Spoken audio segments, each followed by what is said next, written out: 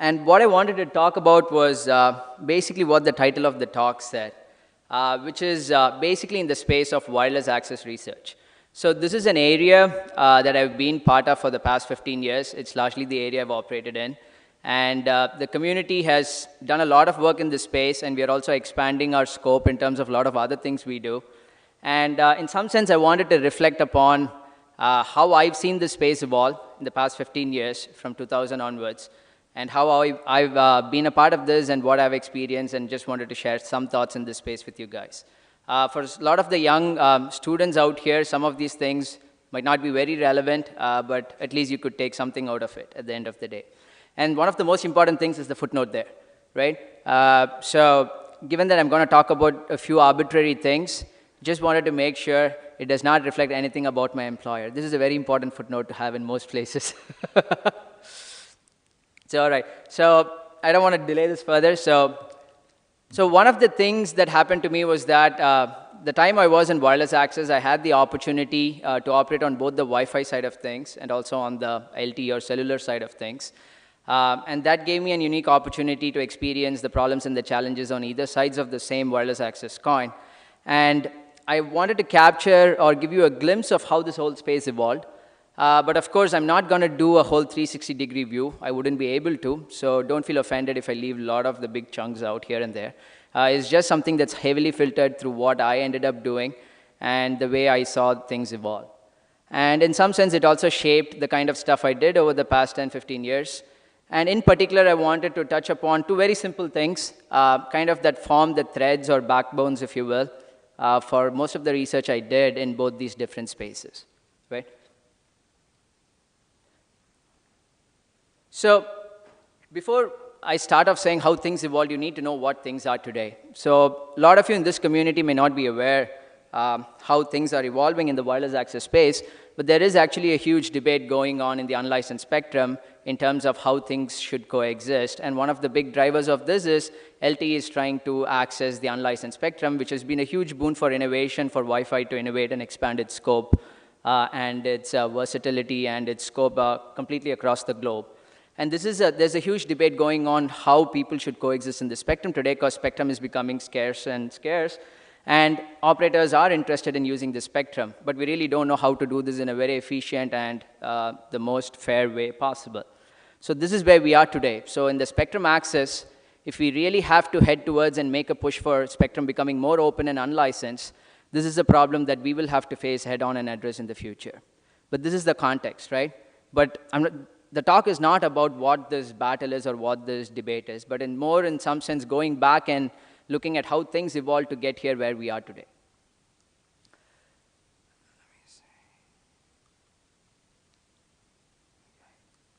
All right. So 2001 was when I got into wireless access. So it was something really new to me, and I really enjoyed it. But there was something more that I fell in love with, and that was Star Wars. So this was the time when I joined grad school, and I was introduced to Star Wars. And just a show of hands, how many people here are into Star Wars? Or do you at least follow Star Wars to some extent? Well, that's OK. That's not so much for this community. I expected much more, because for all the references we make to Star Wars, I thought there'll be much more stronger proponents in Star Wars. But anyway, given that there's probably another 30–40% of people who are not into Star Wars, so in a very short nutshell, what Star Wars is about is this principle that this whole thing in the universe is held together by what is known as the Force, right? And the whole battle is about how do you balance this Force, and there are these two sides to the Force. One is the dark side of the Force, and the other is the light side of the Force, right? And there's this constant tension between the two sides of the Force as to who prevails and who gets to experience the Force. At least that's how the movies project it, right? And if you think about wireless access, to me, that was an interesting analogy, because at least I could see an interesting analogy to the kind of wireless access that was happening during the time I entered this space.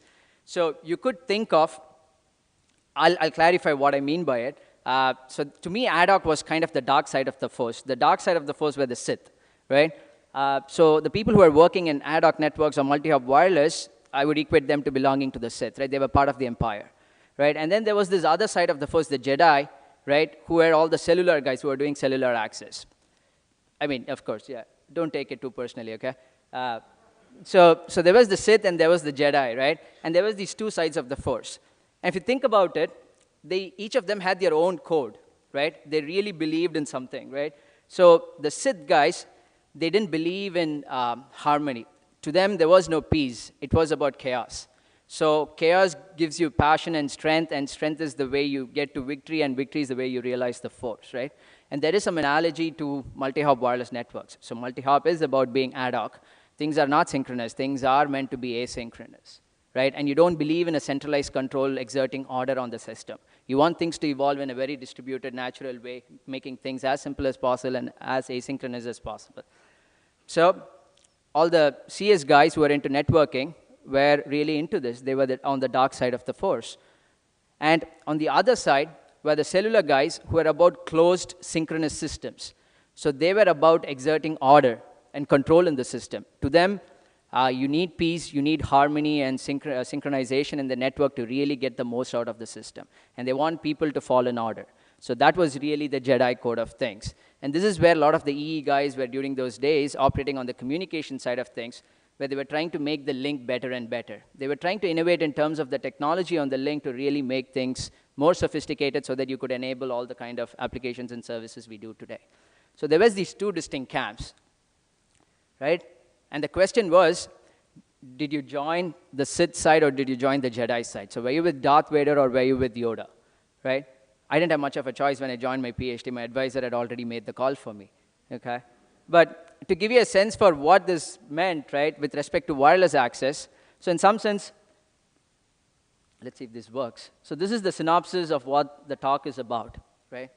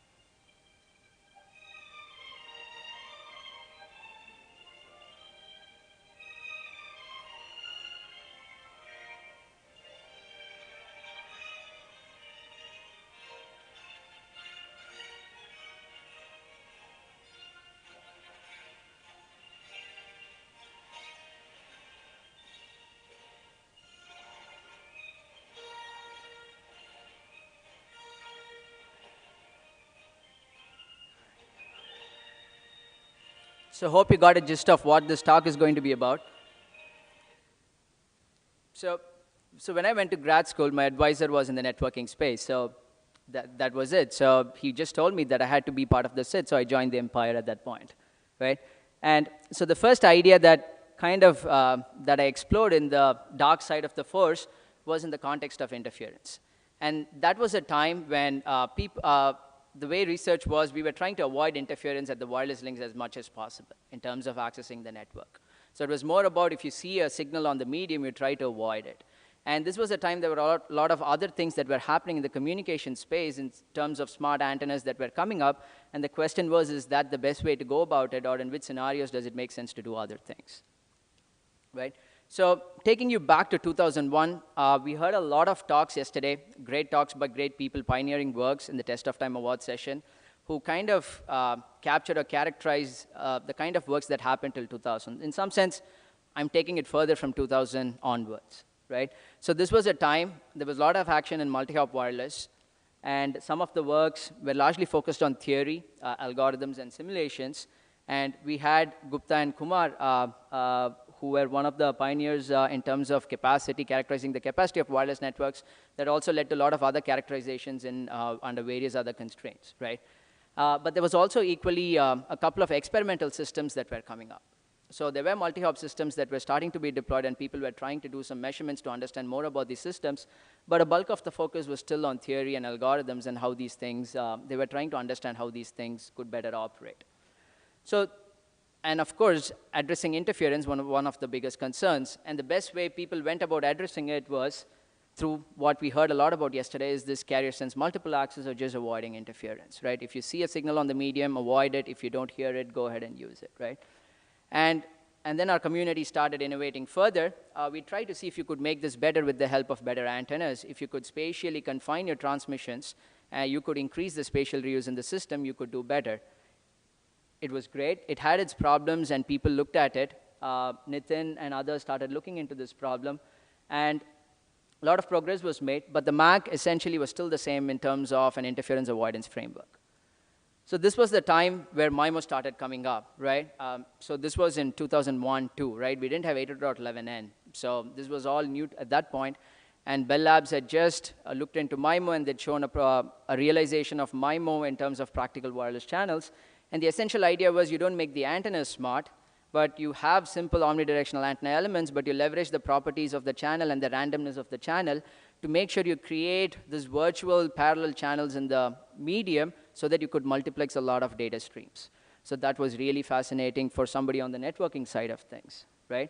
And the obvious question was, how does it change things with respect to medium access? And that was something that I got personally interested in, right? And one of the things that MIMO does is it leverages information on the wireless channel itself. And so your answer depended highly on whether you had access to this information and what you did with this information.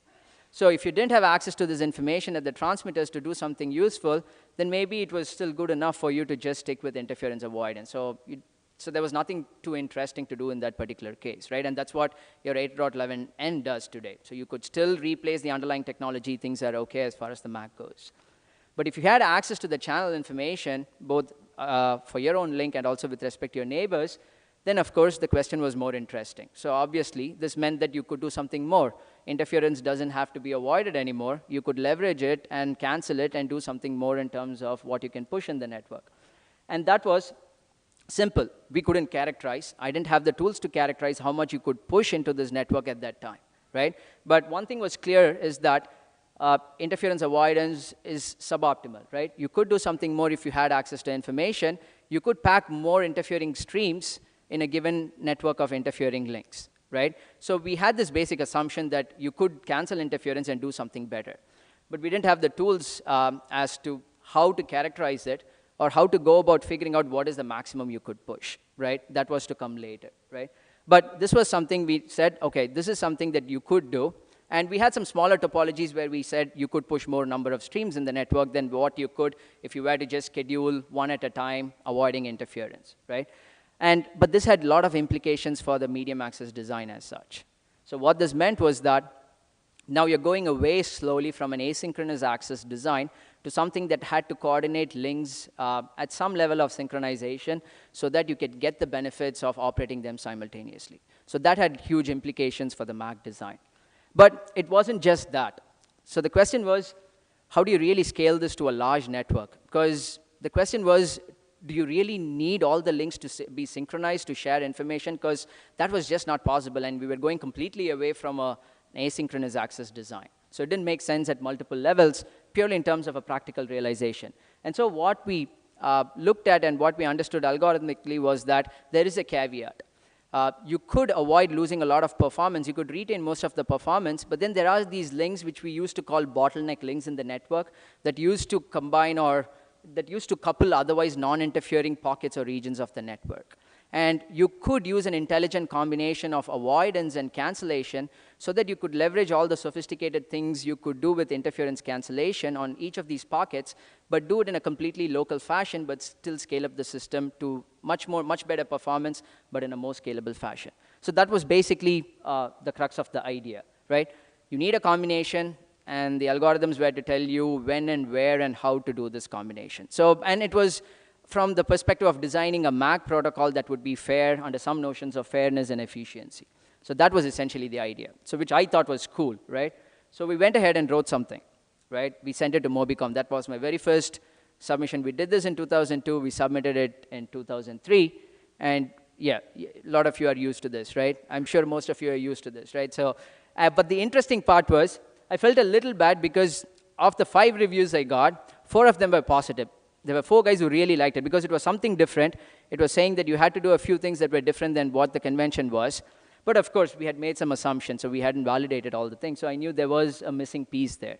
And so the one review that really brought it down was, of course, from the expert, right? So the expert wanted more evidence, and that was valid.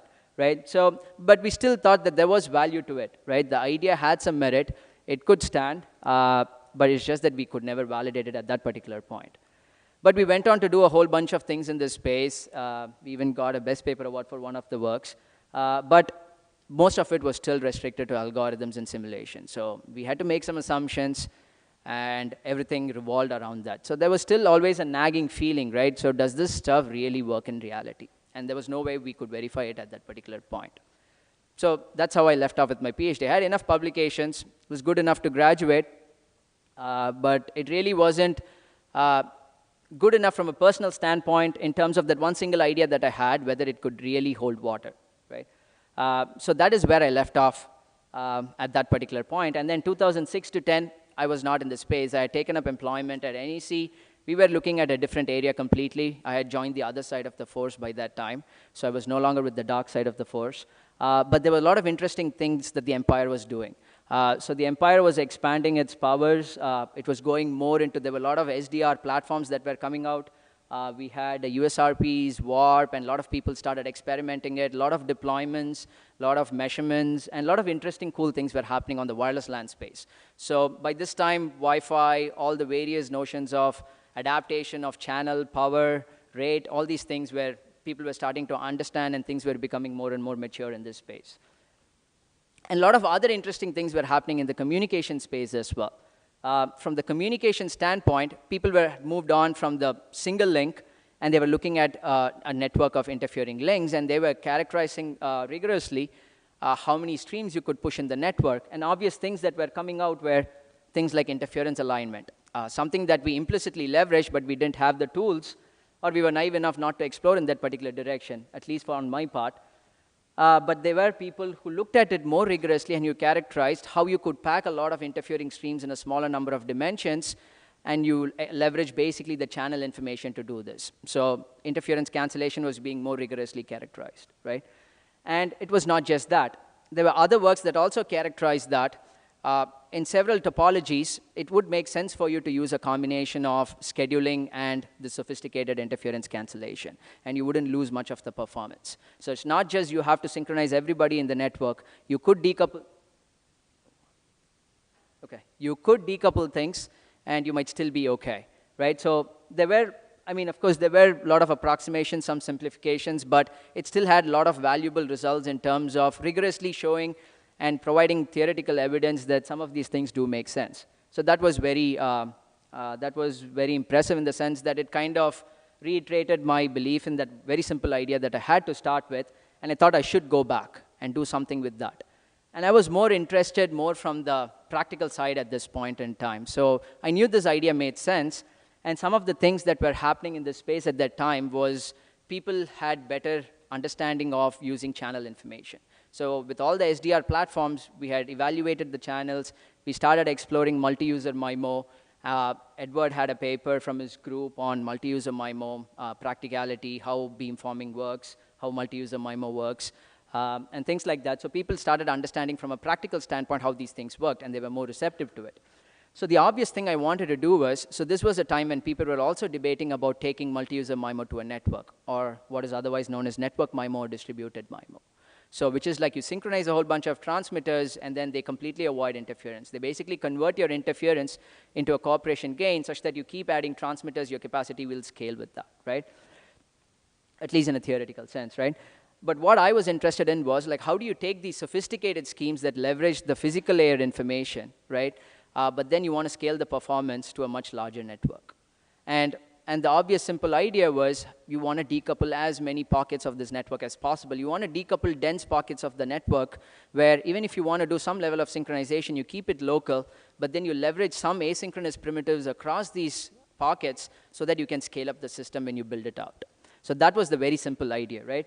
So we built a couple of simple systems at this point. At this point, we had access to all the experimental platform. And we wanted to explore and see if this idea could have some practical impact or some practical implications. Could this be done, and does it scale, and does it have some value? So we did a very, it was part algorithmic, part experimental in the sense that we still wanted a framework for how this asynchronous and synchronous access should blend in the network. Because we still approach it from the perspective of doing it under some metrics of utility or through efficiency and fairness. And the question is, how do you go about combining this in a network and coming up with some simple policies that will help you implement it and scale it up to a much larger network? We even built a system. This was a time when AC was coming up, and multi-user MIMO was available, and we took an AC AP, and we wanted to take this 8.11 AC AP and then make it into a distributed MIMO system and let multiple APs operate in an asynchronous fashion to scale up this multi-user MIMO across the network. So that got us a Best Paper Award at CONEXT.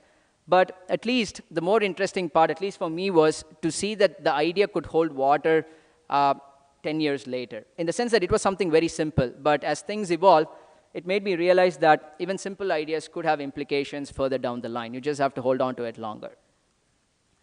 But in terms of having been on the dark side of the force, if I had to look back and see what happens in 2016, it's kind of strange, right?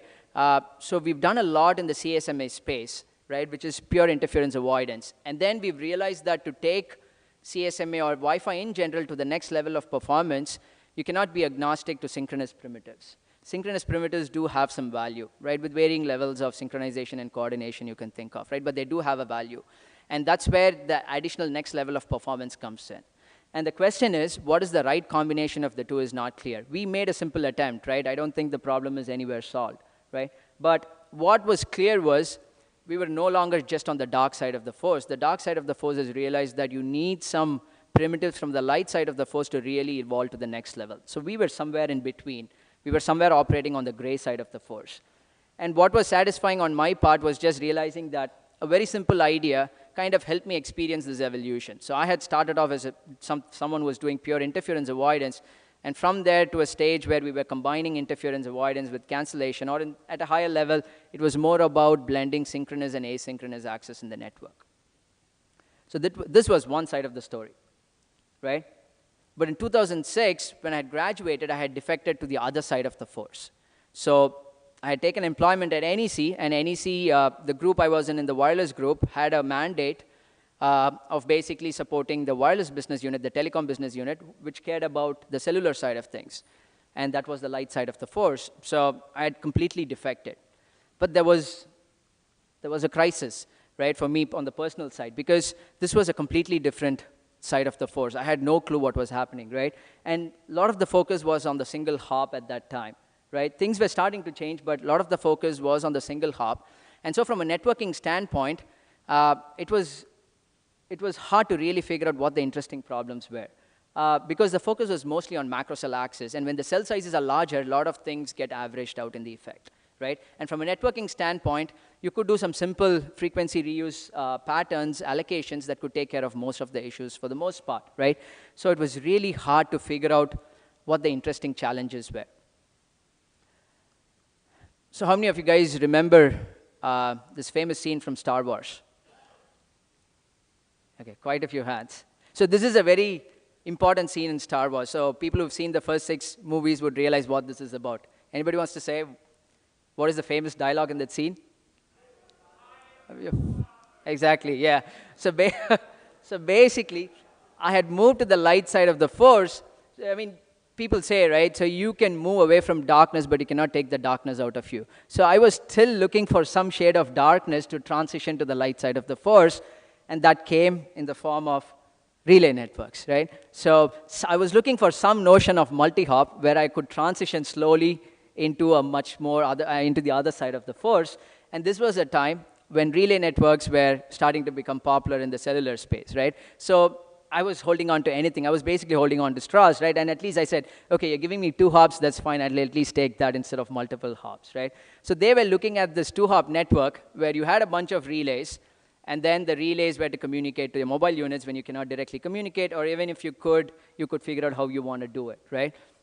So they had some notion of a multi-hop character to it. So I thought I was looking at it more from the perspective of it being a small cell that could reuse the spectrum more aggressively. And so I found some similarity to the dark part of the force that I was in. But the way cellular folks were looking at it was complicated to realize this spatial reuse. So they kind of made a time multiplexing decision that we'll do the relay hop, and then the access hop comes next part of the frame. So it was giving up half the capacity, essentially, right? We didn't want to do a spatial reuse across the hops. It doesn't make sense, and it was too complex to do it, so it didn't make sense for a lot of reasons, right? But I was arguing for the ability to look at them as small cells and be more aggressive in terms of the reuse you can do. All the stuff I did in this space, I did quite a few things for 2 years in the relay space, but they were all mostly algorithmic, right? I learned a lot on the algorithmic side as well. I mean, yeah, it was something that I cherished at that particular point. This was a work that appeared in MobiHawk, for which we got a Best Paper Award in 2008.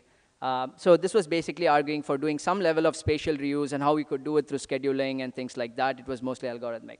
But the bottom line was we even made some contributions to the WiMAX standard in those days.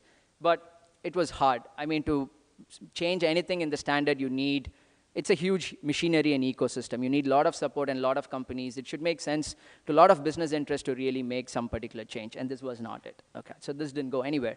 But this was a good segue to what was to come next, right?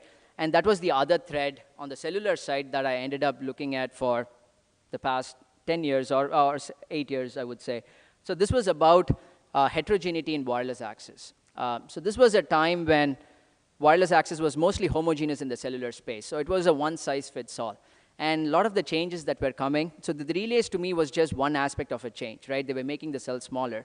But a lot of other things were happening that clearly indicated that heterogeneity was going to be the norm. And the question was, how do you best incorporate it in a more integrated fashion in wireless access, right? So this was a time when smartphones were taking off in a big time. So operators realized they had all these huge data demands that were projected, and they realized obviously that it wasn't sufficient for you to improve the link. You need to get more aggressive. So they went from a spectral efficiency definition that focused more on the link to something that focused more on the network. So it was called the area spectral efficiency, which tried to characterize how well you could reuse the spectrum in some sense, right? And to us, the more interesting aspect was, as the cells get smaller, a lot of the factors that were kind of pushed to the sidelines would have a more pronounced effect in terms of how it mattered with respect to wireless access. So heterogeneity was going to have a much more pronounced effect. And this is essentially the thread that we explored for quite a few years in this particular space. The essential idea was to see that not just look at heterogeneity as something that you want to address on the sidelines, but if you were to incorporate it right into your front center, into your design of wireless access, what could you do without sacrificing efficiency? So the very first thing we did was, this was a time, another interesting thing was happening. So this was a time when experimental systems were starting to become available. So cellular networks were going towards 4G. We were moving on to OFDMA, or orthogonal frequency division multiple access. For those of you who are not aware of it, it essentially allows the base station to talk to multiple clients in the same transmission block, and also multiple clients to talk back. So it kind of multiplexes them simultaneously to get a lot of benefits in different dimensions. But one of the things that was immediately obvious to people in the small cell context was, in the macro cell case, you had this notion of users who are on the cell boundaries who are the ones who are really susceptible to interference. Those that were closer were fine, and you did something to take care of it through static frequency orthogonalization and things like that. But in the small cells, it was a much different scenario, because these were not really coordinated, and they could also be dense. And especially in indoor environments, you cannot have a simple thresholding function that characterizes which client is interference sensitive or interference free. It was a much harder problem. So the indoor propagation was very different. We did a whole bunch of measurements with WiMAX small cells, and we showed that it's hard for you to have simple thresholding to really categorize whether a client is going to be impacted by interference or not.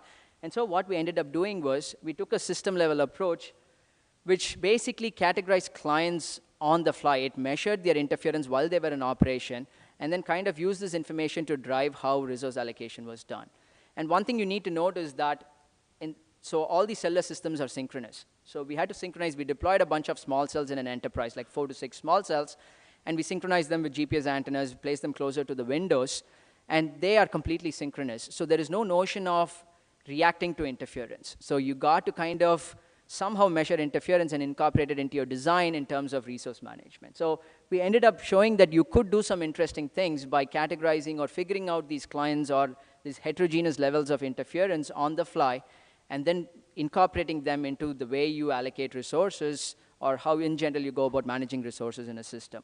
So we built a couple of systems in this space that use resources and time frequency, and even that's an example of an 8-element phased array antenna that does beamforming. So spatial domain was also leveraged, right? So people understood that interference was a slightly different problem in the small cells.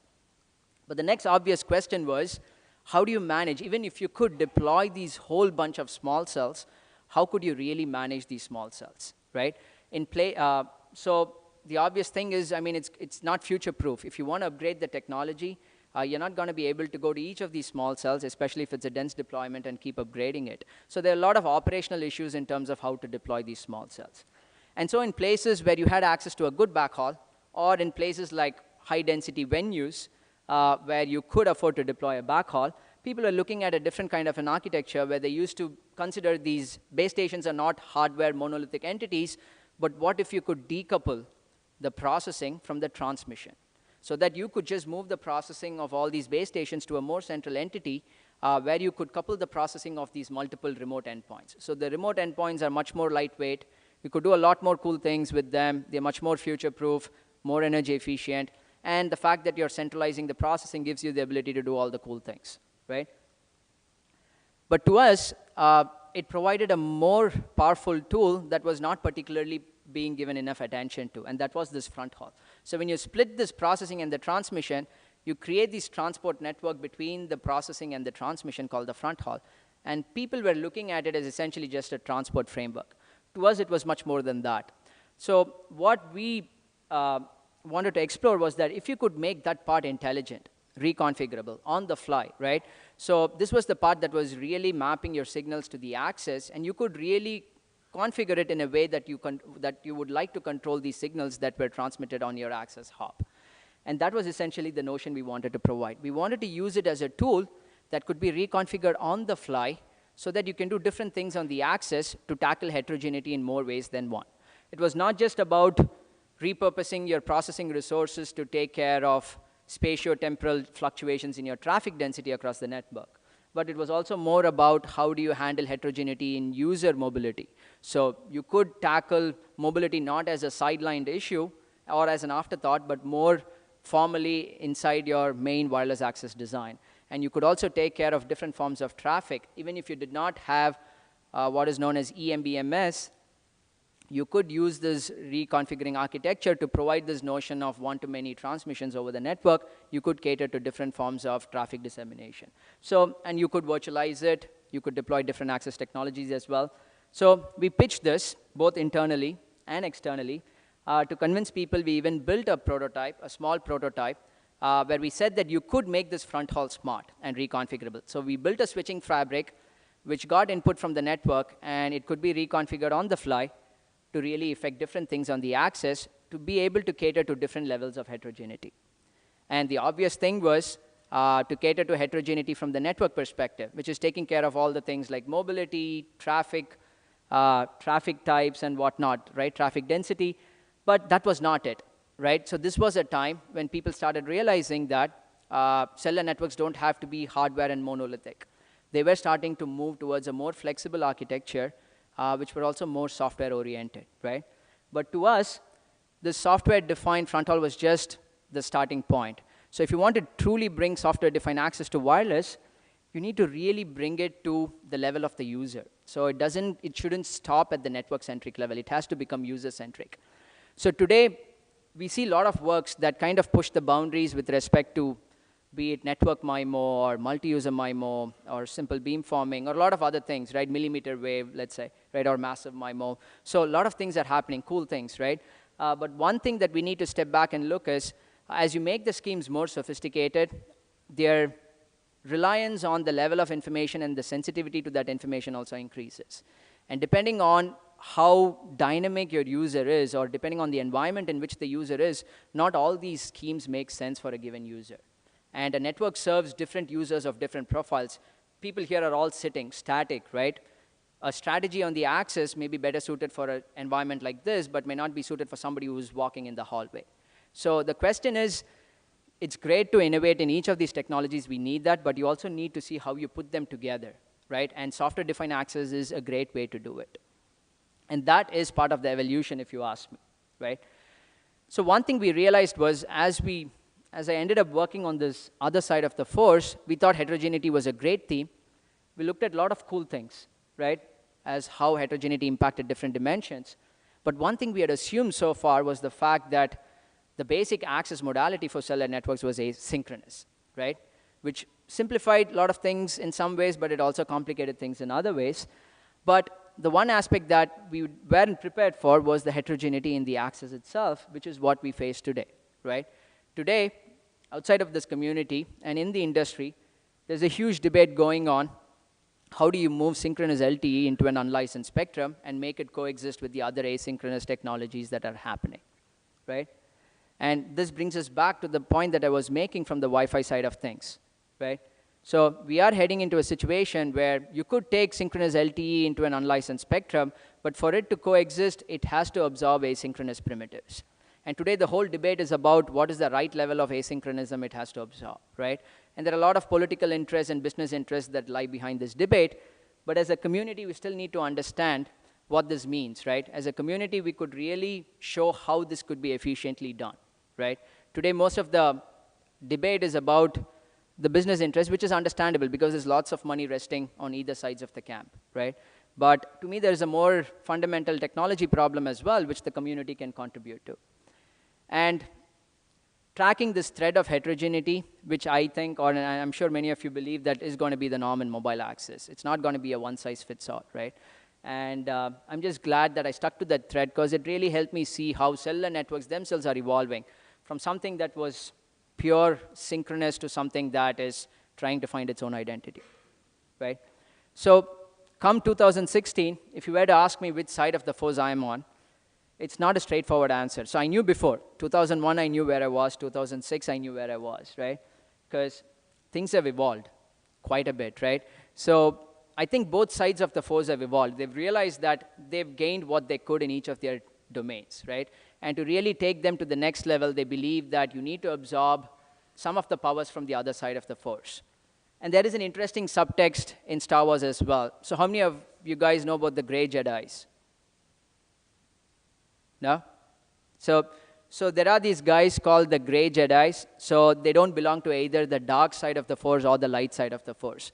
They are the guys who believe that both sides of the force are just illusions, right? And they believe in just balancing the two to experience the force. So to them, of course, yeah, there is no light without darkness. And so that's why they call themselves the Grey Jedi, right?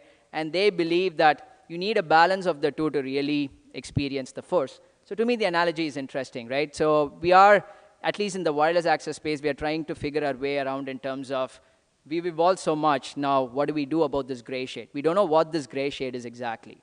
We know it is some shade of gray, but I don't think we have all the answers to figure out what shade it is. And I think the future demands that, and I'm just glad that I've been a part of this interesting evolution from both sides of the force. And if you were to ask me where is wireless access research headed, not completely sure, but I think we have come a long way. At least the 15 years I've been in this space, and to all the talks I heard yesterday, I think a lot of interesting things that have happened, and we're also exploring in a lot of other directions. And oftentimes we question this, right? What impact we've had on the industry. I'm sure we've had a lot of impact indirectly. We publish, and a lot of people get inspired by the publications, and a lot of the engineers working in the industry get inspired by the publications we have, right? But when you look at the cellular ecosystem, that's a huge impact, right? And we always wonder how can we have an impact on that industry. It's a very close business. It's much harder to have an impact. It's a huge machinery to move. But I believe things are changing, at least on the spectrum access front. And Victor talked a lot about dynamic spectrum access in white spaces. And the unlicensed spectrum is another example, right? Access can be open, completely unlicensed, if we could figure out how to find the right shade of gray. Right? It's just that we don't know, and currently most of the debate is around the politics around it, right? And there are bigger players who are getting into this space. They're building out and deploying their own massive MIMO and 60 gigahertz systems. So hopefully there'll be more impact and more transparency as things evolve. And of course, this is a space that is not, of course, this is a space that's not completely new. So it is a fairly mature space, and finding problems is hard. Right? It is a challenging space. So So it's a point where you have to solve the really hard problems. There are very few low-hanging fruits, right? But it is a very interesting space if you're interested.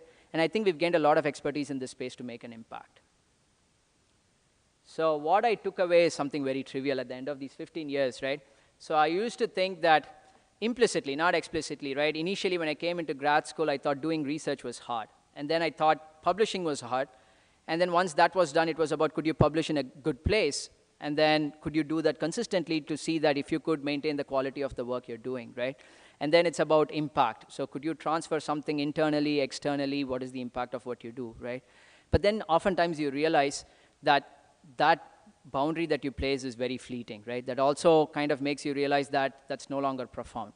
So, and what is really profound is that, I mean, the simple things that we stick on to, right? The simple ideas, maybe 10 years, 15 years down the line, you cherish those ideas more than anything else. So at least that was true in my case. And it kind of, the exercise was good from my part to understand what is something that interests me to be in this research enterprise if I were to continue. So with that, I've had a lot of predecessors who pitched a lot of other messages. A couple of them are here.